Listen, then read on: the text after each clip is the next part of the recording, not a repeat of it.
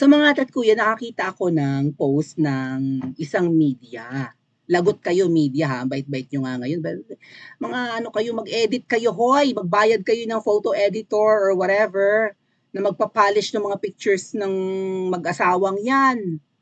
Dahil naiimbyer na lalo na yung babae kapag chararat ang kanyang picture, chararat Mr. Disco. Mr. Disco, Mr. Disco, Disco, oh Disco, Mr. Disco, Mr. Disco. Pwede ka bang mapakinig sa aking pagsasayaw? Chararat!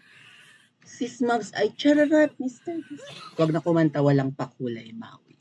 So, I saw a post from the Philippine Star, from cover to cover, the Philippine Star, sabi, ng ambush interview ni Kuting at maraming natanong sa kanya. Mamaya pag-usapan natin yung katrayduran ng ni Kuting na nakuha na sinagot niya sa alam mo Kuting, ang goal mo ngayon hindi pa magtrabaho ng maayos kundi siraan yung mga predecessors mo, dilaw na dilaw ng style mo ngayon Kuting kasi ganun 'di ba si Noynoy noon nung maraming palpak sa kanyang administrasyon ang sinisisi si GMA or si Madam Gloring. Ngayon, si Da Junior, palibhasa hindi excellent ang kanyang ulang. Kung bibigyan ka namin ng grado ko, fail. Epic fail. Kung ang bagsak na grado 70, bigay ko sa'yo 50. Ilalagay ko drop. Hindi ka man lang nga passing grade, hindi ka nga 75. Hindi ka nga average students na 80 and above yung grades. Hindi ka rin excellent student na 90 and above or flat 1. Ay si Pangulong Duterte, if we will grade his administration, 95, 97, ganun. Palibhasa ikaw ay palpak yung administrasyon mo, ang ginagawa mo ay sisiraan mo, goal mo na ngayon na siraan yung nakaraang administrasyon. Kung meron kang hindi magawa-gawa or may maipipintas ka pagbuka ng bibig mo, ipinipintas mo, ay talagang budol ka, traidor ka rin, ano? So, yun nga po yung post ng Philippine Star. And dito pag-usapan muna natin yung parang failing health ni Kuting. I mean, I'm not a doctor, no? Wala akong license para magsabi na may something na mali sa kanya. But sa ating kasi mga tat kuya, 'di ba, kapag yung symmetrical ang katawan ng isang tao or equal yung left and right, there are no very rarely naman na perfect yung yung physique ng tao, 'di ba? Yung iba talagang ganoon no. Hindi naman equal no yung taas ng kilay, yung 'di ba, yung hugis ng mukha, bibihira yung symmetrical. Mostly asymmetric pero kapag sumobra naman talaga like maybe may scoliosis, nakatabingi na ng gayon, may something na sa health ng isang tao, 'di ba? Kasi yung backbone niya naka letter S. Just like Karil, yung nanay niya na si Shaja, I think si Catriona Gray, ganyan din. So may something sa health nila. May tabingi sa mukha ni Kuting, alam naman na natin kung bakit tabingi. Actually, na-discuss ko na yan. Maybe I can open another, I'll open it again. Hold on.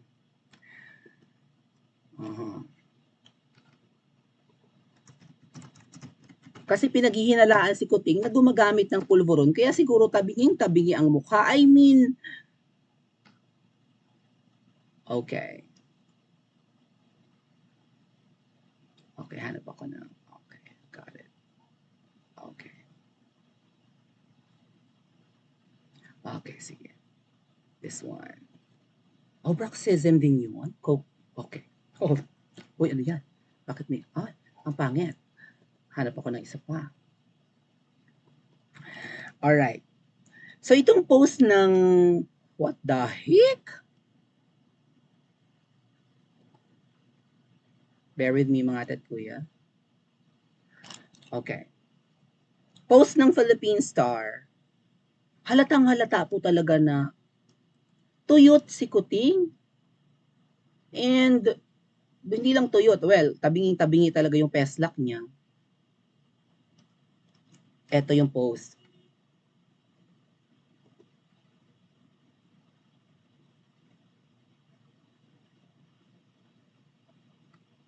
Okay.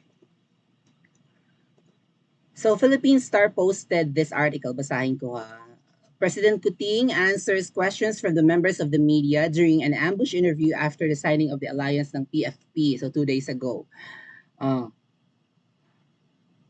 Nagsama na kasi ang PFP at saka NPC or National People's Coalition. May isa pang ambush interview si Kuting na sinisiraan niya si Pangulong Duterte. Mamaya natin discuss ha.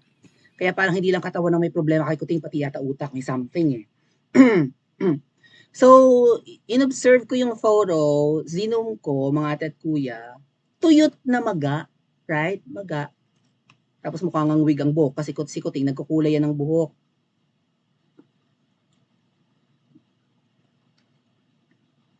Nakita ko to nung malapitan ang buhok ni Kuting salt and pepper na. Parang puti na nga halos lahat eh. And mga ate at kuya, ako nga pala I stopped coloring my hair, maisingit ko lang.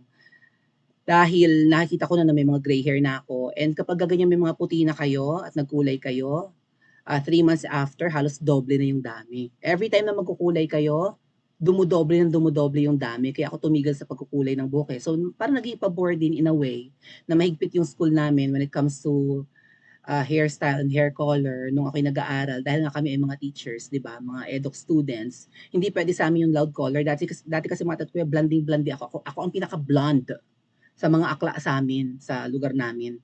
Kaya kilala kong tisay noon. Medyo mapusyaw ang balat ko, tapos blonding-blondie pa. Walang naglalakas loob na magkulay ng blonde, ngayon na lang dumami-dami. Siguro na gusto rin nila. Tapos nung dumami na yung nagbablonde at marami na akong katulad, ayoko na ng blonde. Although bagay sa akin yun. Kaya lang ngayon, napansin ko nga, pag nagkukulay ka, dumudoble yung dami. So kung may ganyan na kayo, I don't know. Siguro na lang, wag na lang malimit. Baka monthly kayo nagkukulay, no? Gawin nyo na lang siguro na, kung babae, lang, twice a year. Yung iba nga, once a year lang eh. Mga lalaki siguro every 3 months, ganon. Para hindi mabilis dumami. Yung kapatid ko nga, nung umuwi ako, sabi niya, ate, yes, ate. Ate, bakit hindi ka nagkukulay ng buhok? Sabi ko, hindi. Bakit? Ang dami ko ng puti, ang dami na niyang puti, ang dami na niyang gray hair, no? Yung sabi ko, nakuha mo yun sa pagkukulay. Wala siyang choice, no? Wala na siyang magawa. Kung gusto niya na magbukang fit to work, kailangan niya magkulay ng buhok. Kasi kung puro uban na siya, sino magtitiwala? Ang bata pa ng kapatid ko, nasa lahi naman namin ang putiin. So, yung si Kuting ganon, puting-puti ang buhok niyan. Pero, yeah, imagine niyo na lang na hindi puti ang buhok ni Kuting.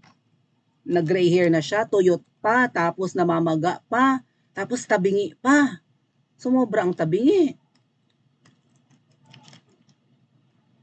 Anong meron? Ang dry talaga ng balat ni Kuting.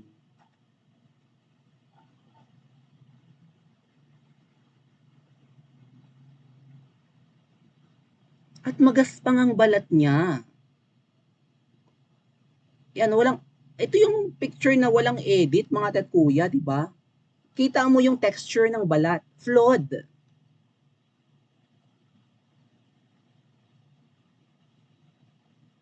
Yan yung walang edit.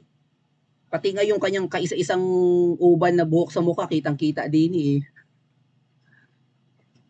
Tapos ang yaman-yaman, ayaw paayos ang ngipin, dilaw, ula-ularang, tabi-tabingi ang ngipin. Ano ba yun? You see, yung texture, yung mga skin pores kitang-kita, di ba? Pati yung puti na isang pirasong buhok sa mukha, kitang-kita sa mukha ni Kuting. So, ngayon ako, tapos yung mga freckles niya, yung yan parang age spots, 'di ba? Yung para kang may pekas, yun no, pekas. So kitang-kita ayaw ni Ma'am Shi ng ganyan. Tapos namamaga yung mata, 'di ba? Kala mo yung buhok niya itim talaga pero kinulayan 'yan. Meron na siyang mga may mga age spot na si Kuting. So, nagkakaedad naman na pero I mean, bakit ngiwi-ngiwi, tabinging-tabingi? Ngayon lang ako nakakita mga ate at kuya ng tuyot pero maga. Di ba parang namamaga si Kuting? Pero tuyot. Oh. Hindi naman siya haggard sa trabaho. I mean, kung ikaw naman ay hindi commuter, mga ate at kuya, napansin ko yan ha. Kasi medyo conscious nga ako ng konti sa balat ko. Kapag ka ikaw ay biyahe ng biyahe o napapaspas ka ng hangin, nagiging rough yung balat mo kasi syempre nagre-respond yung balat natin sa sa environment. Kapag ka hindi ka malimit lumabas, hindi ka taghihawatin, hindi ka kumikinis ka. Okay? yung hindi rough yung skin mo. Napansin ko rin yun sa mga kaibigan ko dati na ang kinis-kinis, tapos nakita ko after a year, tricycle driver na ngayon, kaklase ko naging tricycle driver, gumaspa nga balat kasi napapaspas nga ng hangin, napapaspas ng, di ba, ng pollution and whatnot. Si Kuting parang napapaspas din ng pollution ng mukha, hindi naman ito bumabiyahe, wala naman pagkabata yata ito lagi na nasa may sariling sasakyan naman tong mga to, di ba? Hindi naman napapaspas ng hangin, hindi naman haggard sa buhay. Sila mag-asawa, ang lifestyle laging party. Bakit ka tuyot? Namamaga ka dahil marami kang nakakain, okay? Wala ka naman sigurong renal failure, sabi nga ng mga, well, naalala nyo, may binanggit si Miss Marlica, muntik na raw yan mategi. baka na-overdose na. I think nung last year ba yun, yung December, yung hindi nagpapakita si Kuting, tinamaan ng COVID kuno, hindi lumabas. Yung pala umattend ng wedding sa Bataan. Tapos hindi nagpakita ng ilang araw. Bakit? May nagbabanggit niya na kapag bumaba na raw yung tama ng kung ano mang Goldilocks pulveron yun, pag bumaba daw ang tama mo, as in tamang tulog ka. Syempre, tas ang energy mo di ba, nag-asin ka or nag-baby powder. Pero pag nalobat ka, yung term ng mga Jodictus nalobat. Pag nalobat ka, tamang tulog ka, haba ng tulog mo. Yung mga kilala kong Jodictiva, 14 hours matulog, 20 hours, hindi na nakapasok ng salon yung mga friend ko na Jodictiva dati. Di ba? So, meron daw mga 4 days tulog. Grabe naman yung 4 days tulog. Advice ko sa iyo, Kuting, kung ang tabingi ng mukha mo ay nasa kaliwa, pag natulog ka, siguro sa kanan ka hihiga, para bumawi. Siyempre yung gravity, di ba, ipupull naman niya yung, baka makorek ng tulog mo yung tabingi ng mukha mo or something. Ang pangit talaga, parang hindi mo maintindihan kung bingot or what. Tuyot na tuyot. Ang alam ko, nagpapa-makeup pa nga itong si Kuting. Pagka may mga lakad, tuyot pero maga. Tapos, tabingi pa. Well, karma na ba ito? Nga pala mga tat kuya, napakita ko na to sa inyo dati, itong Coke Joe na tinatawag. Di ba nakapag-discuss na tayo patungkol dito. There is such a thing as Coke Joe. Kasi nagmamanifest din to kay Maria. Di ba? Si Maria, ngumingiwi-ngiwi, di ba? At ang pangalan nila ay kasama sa Pidea-Leaks. Dalawa sila ni Kuting. Bakit kaya sila may Coke Joe? Ano nga ba ang Coke Joe or kayo na magbasa? What is Coke Joe?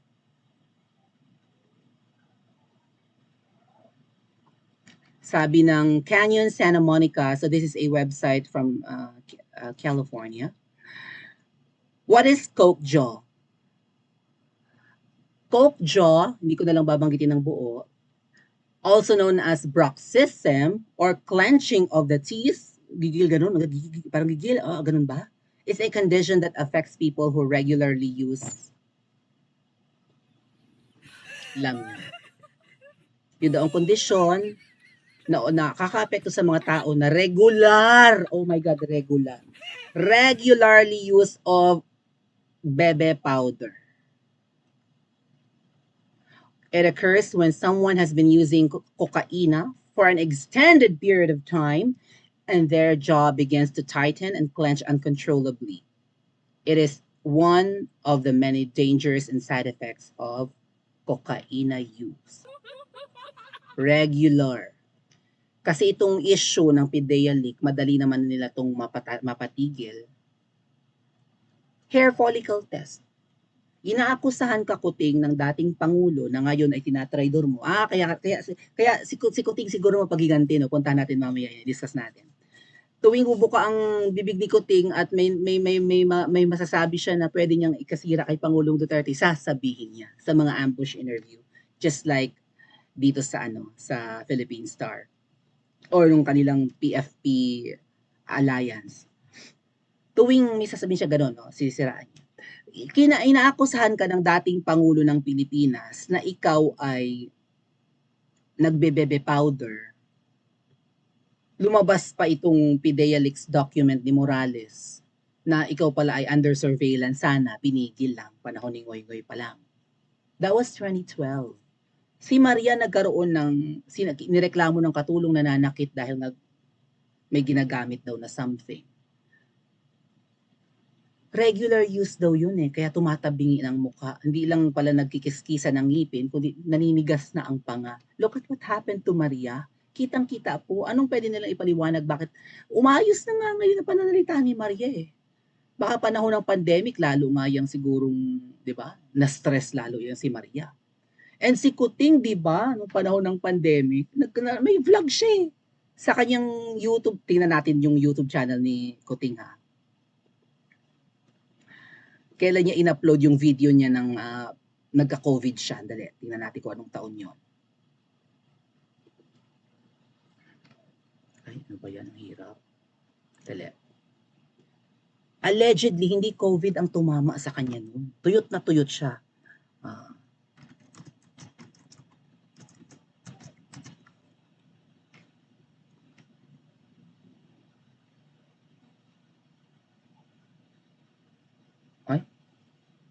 Ay, punta ko na, ay.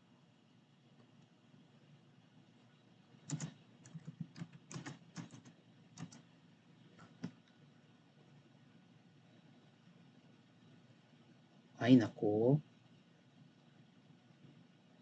Anyway, nag-upload siya ng video noon na siya ay nagka-COVID, mga tat kuya. Nung hindi pa siya presidente. Okay? Na hindi naman ganun ang itsura na nagkaka-COVID. Tuyot na tuyot talaga siya at wala pang kulay ang buhok niya noon. So, sino yung may sabi nga ng Aida? Well, may mga chika-chika nga kasi na nag-exchange partners and whatnot. Kasi mga tat kuya, ang sabi ng karamihan, kapag yun naman ang alam natin, kapag kayo ay merong bisyo, maano man ang bisyo nyo, asin man or pulburon, may pagkalakas tama na kayo, kanya-kanya kayo ng trip. Right? May isang screenshot ng video ng nakabukakang palaka na makapal ang bubonic plague, ang Bermuda grass na itim ang kapal, nakabukaka. Tapos kitang-kita ang nunal sa mukha, no, pinutol lang talaga hanggang mata. Allegedly galing yun sa cellphone ng kung sino man na dark chocolate ang kulay na lalaki. Na nag-exchange partner daw. Yung trip ng iba, tamang kanta, tamang emo, tamang linis ng bahay, tamang tahi, kapag kalakas tama, di ba? At kung ano-anong pinagagagawa, yung iba ay tamang sex. Siyempre, ang peligro ng Aida Macaray kapag ka-exchange partner. May mga allegations din mga ate at kuya na ang entrance fee sa session ng mga panahon ng dekada ng nakaraan ay mga 6,000, 7,000 entrance fee para maka-join ka sa jamming. O, tapos unli supply of pulvuro. Naririnig niyo yung chikang yan. Unli supply. Pero ang entrance fee, 6,000, 7,000. And involved dito yung Junakis na kamukha ni Charis. Ni Charis.